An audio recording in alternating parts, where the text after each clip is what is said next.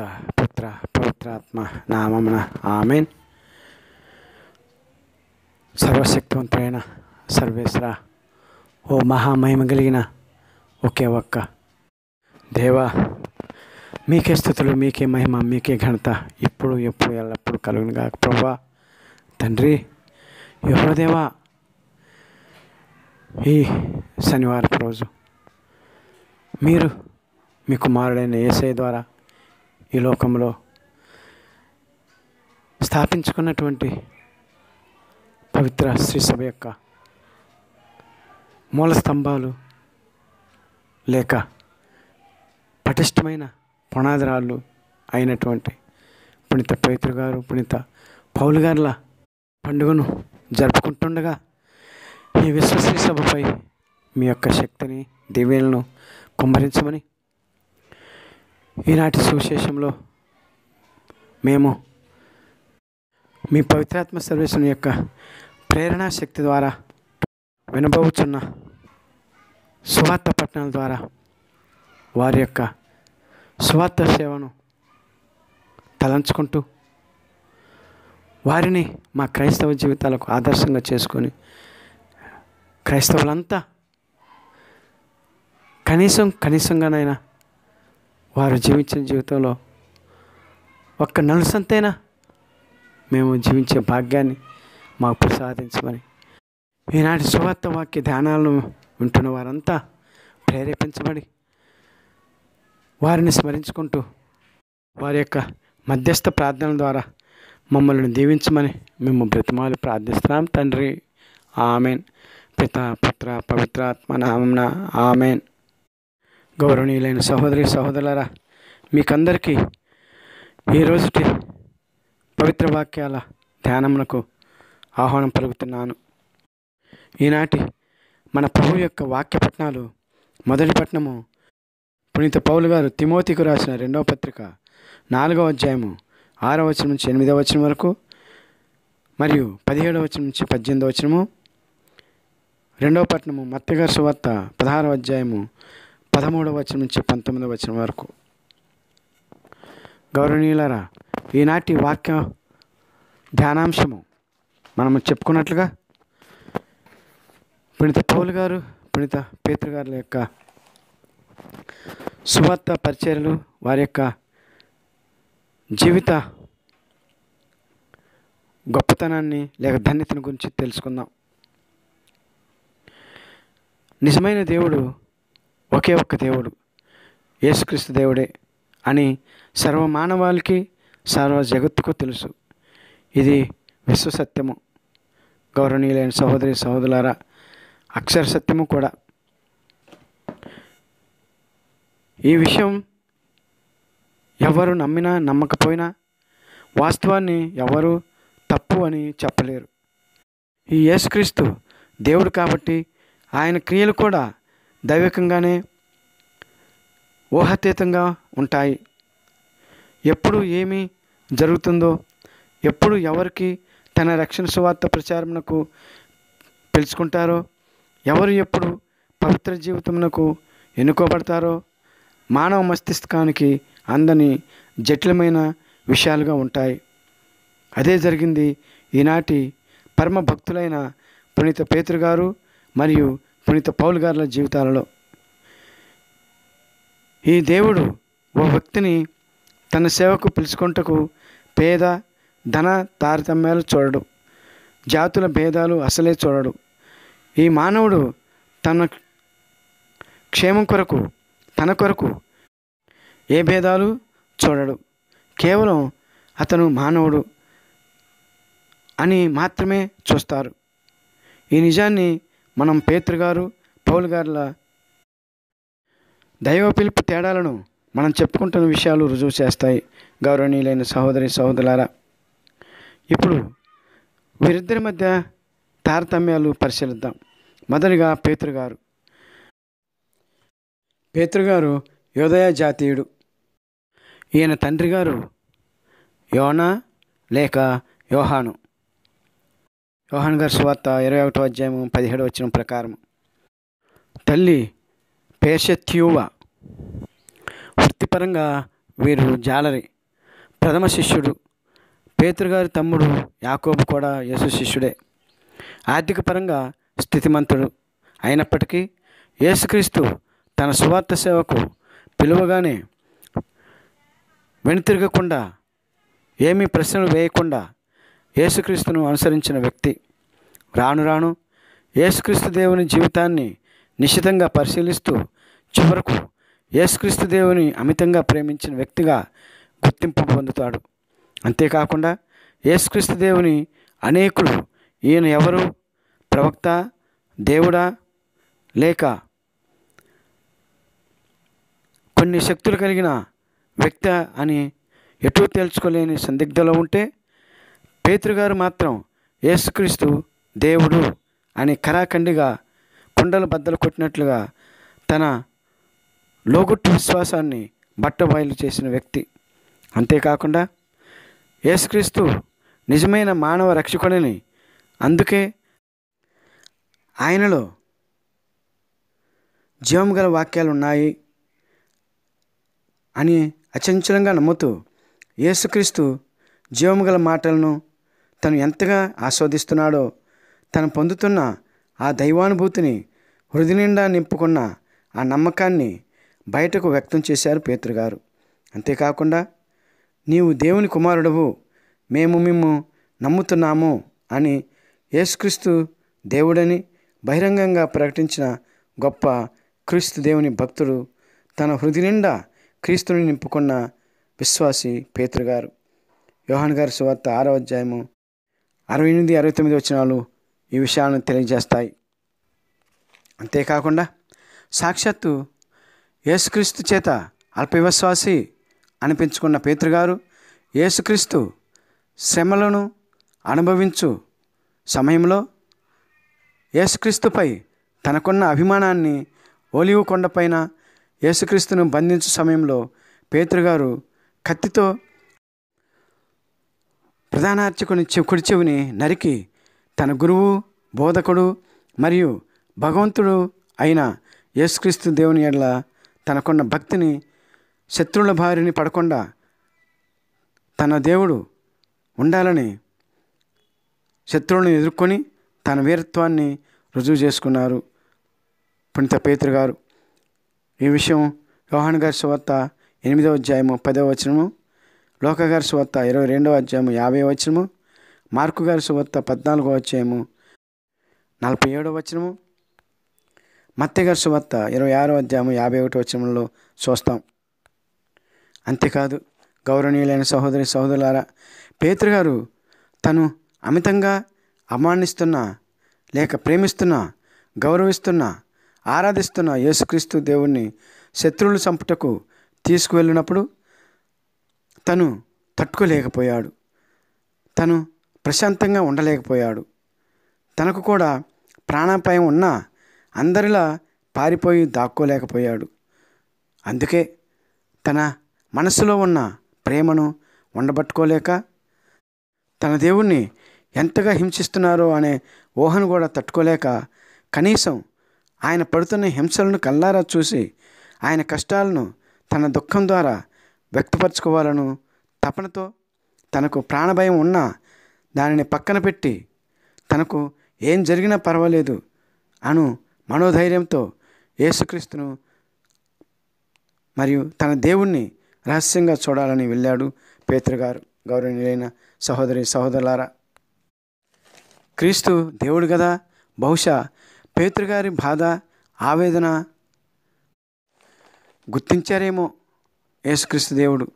పేతురు, నీ ఆతురతను, నా బాధల ఎడల నీకున్న మనోవేదనను నేను గుర్తించాను, ఇక వెళ్ళు, తెల్లవారుతుంది అన్నట్లు తాను ముందుగానే తన శిష్యులతో చెప్పిన విధముగా 3 సార్లు కోడి కూసేలా చేసి మొట్టమొదటిసారిగా ఆ శ్రమల ఎడల విచారంతో దుఃఖించిన వ్యక్తిగా పేతురుగారు దేవునిచే గుర్తింపబడ్డారు. గౌరవనీయులైన సహోదరి సహోదరులారా, అంతేకాకుండా యేసుక్రీస్తు ఉత్థానమైన తరువాత పరమ ఆనంద పరవశంతో ఎంతో ఆతురతతో ముందుగా యేసుక్రీస్తు సమాధి వద్దకు వెళ్ళి తనకు యేసుక్రీస్తు యెడల ఉన్న భక్తిని, విశ్వాసాన్ని చాటి చెప్పుకున్నారు పేతురు గారు. గౌరవనీయులైన సహోదరి సహోదరులారా, ఈ విధంగా యేసుక్రీస్తు దేవుడు తనను శిష్యరేఖంలోకి పిలుచుకున్నప్పటి నుండి మరణించి ఉత్థానమయ్యేంత వరకు పేతురు గారికి యేసుక్రీస్తుతో ఉన్న సాన్నిహిత్యం ఎంతో అపురూపమైనది. అది దేవుడైన యేసుక్రీస్తుకు పేతురు యెడల గౌరవాన్ని, నమ్మకాన్ని పెంచాయి. అందుకే తనను పేతురు ఎంతగా ప్రేమిస్తున్నాడో ఈ విశ్వ మానవాళికి తెలియపరచడానికేనేమో ఇంత నమ్మకస్తుడు, అభిమాని, విధేయుడు, అన్నిటికన్నా ఎక్కువగా లేక తన ప్రాణం కన్నా మిన్నగా ప్రేమిస్తున్నాడు కాబట్టి, నిష్కల్మషకుడు మరియు నిర్మోహమాటి కాబట్టి, ఇన్ని మంచి సద్గుణాలున్న పేతురు తన ప్రథమ శిష్యుడు, అందరికన్నా పెద్ద వయస్కుడు. బహుశా ఇందువలనేనేమో యేసుక్రీస్తు దేవుడు పేతురు గారిని పరలోక భూలోకములకు అజమాయిషీ బాధ్యతలను ఇచ్చుటకు ముందు, పేతురు నన్ను ప్రేమిస్తున్నావా? పేతురు నన్ను ప్రేమిస్తున్నావా? పేతురు నీవు నన్ను ప్రేమిస్తున్నావా అని 3 సార్లు ప్రశ్నించి పేతురు గారికి నాయకునికి ఉండవలసిన 4 లక్షణాలు పరిశీలించారు యేసుక్రీస్తు దేవుడు. అవి ఏమిటంటే, మొదటిగా పేతురు గారికి తన గొర్రెల ఎడల బాధ్యతను అప్పచెప్పకముందు పేతురు గారికి తన ఎడల ఎంత ప్రేమ ఉన్నదో పై ప్రశ్నలను బట్టి పరిశీలించారు. రెండవ బాధ్యతగా తన యొక్క గొర్రెలను మేపుము అని అన్నారు. అనగా ఆ గొర్రెలను పోషించుము అని పరోక్షంగా తెలియజేశారు. మూడవదిగా తన యొక్క గొర్రెలను కాయము అని అన్నారు. అనగా ఆ గొర్రెలకు ఎటువంటి ప్రమాదం లేకుండా సంరక్షించుము అని దాని యొక్క గూఢార్థం. అయితే చివరిగా పేతురు గారు యేసుక్రీస్తు 3 ప్రశ్నలు వేసిన తర్వాత అన్న మాటలు, ప్రభు నేను నిన్ను ప్రేమిస్తున్నాను అని మీకు అంతా తెలుసు అని అన్నారు. దీని అర్థం, యేసుక్రీస్తు దేవుడు యజమాని యొక్క బాధ్యతలను సక్రమంగా నిర్వర్తిస్తున్నారో లేదో అని ఎల్లప్పుడూ గమనిస్తూనే ఉంటారు అని అర్థం. అంటే ఈ విషయం పేతురు గారికి యేసుక్రీస్తు దేవుడు పరోక్షంగా నేను నిన్ను ఎల్లప్పుడూ గమనిస్తూ ఉంటాను అని, అందువలన చాలా జాగ్రత్తతో నీ యొక్క యాజమాన్యపు బాధ్యతలను నిర్వర్తించము అన్నట్లుగా యేసుక్రీస్తు చెప్పిన విధముగా పేతురు గారు అర్థం చేసుకున్నట్లు మనం భావించాలి. గౌరవనీయులైన సహోదరి సహోదరులారా, ఈ 4 లక్షణాలు పేతురు గారికి పుష్కలంగా ఉన్నాయని ప్రపంచానికి తెలియజేయచ్చు. పేతురు గారు తనను ఎంతగా ప్రేమిస్తున్నారో చూసి పేతురు గారికి తన ఎడల ఉన్న ప్రేమను కూడా ప్రపంచానికి తెలియజేశారు యేసుక్రీస్తు దేవుడు. అందుకే పేతురు గారికి ఈ విశ్వంలో ఇంత గొప్ప దేవుని ప్రేమకుడైన పేతురు గారి ఆధ్వర్యంలో మిగిలిన శిష్యులు పవిత్రాత్మ శక్తితో ఎంతగా క్రీస్తు దేవుని రక్షణ సువార్తను చాటారో మనకు అపోస్తల కార్యాలు చదివితే అర్థమవుతుంది. గౌరవనీయులైన సహోదరి సహోదరులారా, ఇక పునీత పౌలు గారి గురించి తెలుసుకుందాం. పునీత పౌలు గారి పేరు అపోస్తల కార్యాలు 8వ అధ్యాయంలో ప్రథమంగా మనం చూస్తాం. 9వ అధ్యాయంలో పరివర్తన చెంది దమస్కు పట్టణ ప్రసంగంలో యేసుక్రీస్తు దేవుని కుమారుడు అనే ప్రథమ ప్రసంగం ద్వారా క్రీస్తు దేవుని రక్షణ సువార్తకుడిగా జీవితమును ప్రారంభిస్తారు. గౌరవనీయులైన సహోదరి సహోదరులారా, అది అపోస్తల కార్యాలు 9వ అధ్యాయం 20వ వచనంలో ఉంటుంది. వాస్తవానికి పునీత పౌలు గారికి యేసుక్రీస్తు దేవుడు మానవునిగా ఉన్నప్పుడు వారితో ఎటువంటి పరిచయం లేదు. బహుశా కనీసం పేరైన విన్నారేమో, మనకు సమాచారం లేదు. కానీ పునీత పౌలు గారు మనం పైన తెలుసుకున్న సమాచారం ప్రకారం ఒక యోధ మత ఛాందసుడు, యేసుక్రీస్తు దేవుని సువార్త పరిచారకులకు వ్యతిరేకిగా ఉండటమే కాక ఒక మంచి ధర్మశాస్త్ర కోవిదుడుగా పేరు సంపాదించి ఆ ప్రాంతపు శతాధిపతిగా క్రైస్తవులకు వ్యతిరేకిగా ఉంటూ అదే పనిగా క్రైస్తవ విశ్వాసులను హింసిస్తూ ఆ యోదయ ప్రాంత క్రైస్తవులకు వెన్నులో వణుకు పుట్టించువానిగా మారాడు.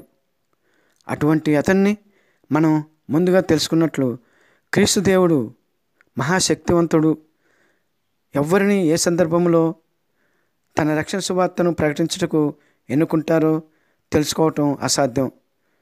అందులో భాగంగానే ఈ క్రూర శతాధిపతి అయిన సౌలును దమస్కునకు వెళ్ళు మార్గంలో దర్శనం ఇచ్చి అప్పటి వరకు తన విశ్వాసులను నరకయాతనకు గురి చేసిన సౌలును ఇప్పుడతను పిలుచుకొని తనకు ఏదైతే విరోధమో అదే పని అదే ఇష్టంగా ఆ రక్షణ సువార్త ప్రచారమే ప్రాణంగా ఆ యేసుక్రీస్తు దేవునికి ప్రాణం ఇచ్చేలా దేవుడు క్రీస్తు యేసు సౌలును పౌలుగా మార్చి ఒక మంచి సువార్తకునిగా సువార్త వ్యాప్తికై పోరాటం చేసి క్రీస్తు సువార్త యోధునిగా రోమన్ చక్రవర్తులచే చిరచ్ఛేదం గావింపబడి హతసాక్షుడైనాడు. గౌరవనీయులైన సహోదరి సహోదరులారా, యేసుక్రీస్తు తను ఎన్నుకున్న లేక పిలుచుకున్న శిష్యులుండగా ఈ పౌలు గారిని ఎందుకు పిలుచుకున్నారు, వారి ఉద్దేశం ఏమిటి అని చాలామంది సందేహం పడవచ్చు. అది అపోస్తల కార్యాలు 9వ అధ్యాయము 15-16 వచనాలు చదివితే మనకు అర్థమవుతుంది. ప్రభువు అననీయతో, నీవు వెళ్ళుము, ఏలైనా అన్యులకు రాజులకు ఇజ్రాయేల్ ప్రజలకు నా నామమును తెలియజేయుటకు నేను అతన్ని సాధనముగా ఎన్నుకొంటిని అని తను పౌలును ఎన్నుకున్నందుకు కారణమును తెలియజేశారు. గౌరవనీయులైన సహోదరి సహోదరులారా, ఇలా దేవుడైన క్రీస్తుసే ఎన్నుకొనబడిన సౌలు పౌలుగా మారి యేసు సేవలో రక్షణ సువార్త ప్రచారంలో ఒక నూతన వరవడిని ప్రారంభించారు. గౌరవనీయులైన సహోదరి సహోదరులారా, అదేమిటంటే తను విద్యావంతుడవటం వలన తను యేసుక్రీస్తు శిష్యుల ద్వారా విశ్వాసుల ద్వారా విన్న రక్షణ సువార్తను వివిధ రాజుల వద్దకు సువార్త ప్రచారకుడిగా నేరారోపణ చేయబడి ఆ రాజుల వద్దకు ఒక దోషిగా సువార్త ప్రచార నేరస్తుడిగా ఖైదీగా నేరారోపణ గావింపబడి ఆ రాజుల వద్దకు దోషిగా కొనిపోయిన చోటల్లా క్రీస్తు యేసుకు సాక్షిగా నిజమైన దేవుడిగా క్రీస్తు యేసు యొక్క రక్షణ సువార్తను ప్రకటించడం ప్రారంభించారు. గౌరవనీయులైన సహోదరి సహోదరులారా,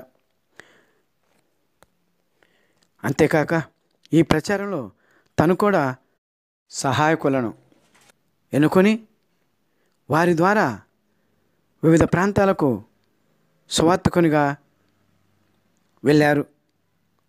ఆ సహాయకులు ఉదాహరణకు బర్నబాసు, లూకా, మార్కు మరియు తీతు మొదలగు వారిని సహాయకులుగా ఎన్నుకొని దాదాపు పశ్చిమాసియా ఖండమంతా సంచరించి కొన్ని సంఘాలను సైతం రూపకల్పన చేసి అహర్నిశలు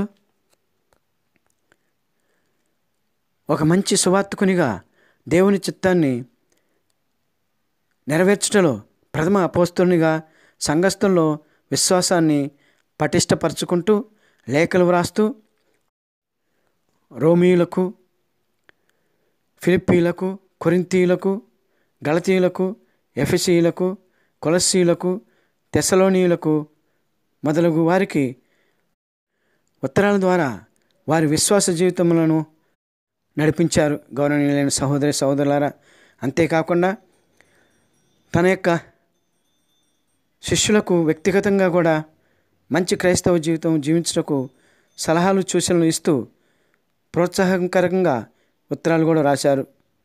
వారు తీతు, తిమోతి, ఫిలోమెనులకు ఉత్తరాలు రాసి వారిని సువార్త ప్రచారంలో చాలా గొప్పగా ప్రోత్సహిస్తూ గొప్ప అపోస్తలునిగా ప్రసిద్ధి చెందారు పునీత పౌలు గారు. గౌరవనీయులైన సహోదరి సహోదరులారా, వారి లేఖలు కూడా ఎంతో లోతైన క్రైస్తవత్వమును తొనికిసలాడే విధంగా రాసేవారు. ఆ విధంగా పరిపూర్ణ సువార్తను ప్రచారం చేస్తూ తను చివరి గడియలలో కూడా పూర్తి సంతృప్తితో నిండిన ఆత్మీయ సంతోషిగా తీతుకు రాసిన పత్రికలో ఇలా వ్రాశారు. తిమోతికి రాసిన 2వ పత్రిక 4వ అధ్యాయము 6 నుండి 8వ వచనం వరకు ఇలా వ్రాశారు. నేను పానార్పణముగా పోయబడవలసిన కాలము ఆసన్నమైనది. నేను వెడలిపోవు సమయము వచ్చినది. నేను మంచి పోరాటము పోరాడుతుని, నా పరుగును ముగించితిని, విశ్వాసమును నిలుపుకుంటుని. ఇప్పుడు నా కొరకై పందెపు బహుమానము వేచి ఉన్నది. నీతి కిరీటమును నీతిగల న్యాయాధిపతియగు ప్రభువు ఈ రోజున నాకు ప్రసాదించును. నాకే కాదు, ఆయన దర్శనములకై ప్రేమతో వేచి ఉన్న వారికి అందరికీ అనుగ్రహించును అని ఆయన వారి యొక్క శ్రమల ఫలితాన్ని ఊహించుకుంటూ మంచి భక్తుగా పౌలు గారు మంచి సువార్త ప్రచారకుడుగా ఆత్మవిశ్వాసంతో తను పడ్డ కష్టమునకు చేసిన వాక్య సువార్త బోధలకు దేవుడు ఎంత గొప్ప బహుమానమును ఇవ్వబోతున్నారో ముందుగానే గ్రహించి సంతోషముగా పలికిన పలుకులివి గౌరవనీయులైన సహోదరి సహోదరులారా. అందువలనే పునీత పేతురు గారిని పునీత పౌలు గారిని పవిత్ర శ్రీసభకు పటిష్టమైన పునాదిరాళ్ళుగాను సర్వశ్రీసభ గుర్తిస్తుంది. గౌరవనీయులైన సహోదరి సహోదరులారా, కావున సహోదరి సహోదరులారా, ఈ ఇద్దరు విశ్వ క్రైస్తవ శ్రీసభకు పటిష్టమైన పునాదిరాళ్ళుగా ప్రతి సంవత్సరము గుర్తించినప్పుడల్లా వారి వైవిధ్యపు క్రైస్తవ జీవితాన్ని, వ్యక్తిగత జీవితాన్ని స్మరించుకుంటూ ఏకైక దేవుడైన యేసుక్రీస్తు సువార్త పరిచర్య లేక వ్యాప్తికై ప్రతి క్రైస్తవుడు ఎవరి పరిధిలో వారు యేసుక్రీస్తు రక్షణ సువార్తను ప్రకటిస్తూ వారిద్దరి యొక్క స్ఫూర్తిదాయక భక్తి జీవితమును ఆదర్శంగా తీసుకొని రక్షకుడైన యేసుక్రీస్తుకు సాక్షులుగా జీవిస్తూ సువార్తను ప్రకటించుటకు ఈ హేమాహేమీలైన పునీత పేతురు గారు పౌలు గారులను మన కొరకు ప్రార్థించమని వేడుకుందాం. ఆమెన్. ప్రార్థన. తండ్రి అయిన యెహోవాదేవా, మీ కుమారుడు మనాథుడు మరియు రక్షకుడైన యేసుక్రీస్తు ప్రకటించిన రక్షణ సువార్త ఈ భూదిగంతముల వరకు ప్రకటించబడుటకు, మానవులందరూ రక్షణ పొందుటకు వారు ఏర్పాటు చేసుకున్న శిష్యుల్లో ప్రథములు మరియు అత్యంత సమర్థవంతముగా ఆది క్రైస్తవులకు ప్రకటించిన భక్త పేతురు గారు మరియు పౌలు గారుల పండుగను ఘనంగా జరుపుకుంటున్న విశ్వ శ్రీసభ క్రైస్తవ బిడ్డలందరినీ ఆశీర్వదించమని, వారి వలె మేము కూడా నిస్వార్థమైన విశ్వాసపూరితమైన క్రైస్తవ జీవితం జీవించినట్లుగా మమ్ము పునీత పేతురు గారు పౌలు గారుల ద్వారా దీవించమని వేడుకుంటున్నాము తండ్రి. ఆమెన్. పిత పుత్ర పవిత్రాత్మ నామమున ఆమెన్. త్రిత్వేక దేవుడు నిరంతరము స్తుతించబడుదురుగాక.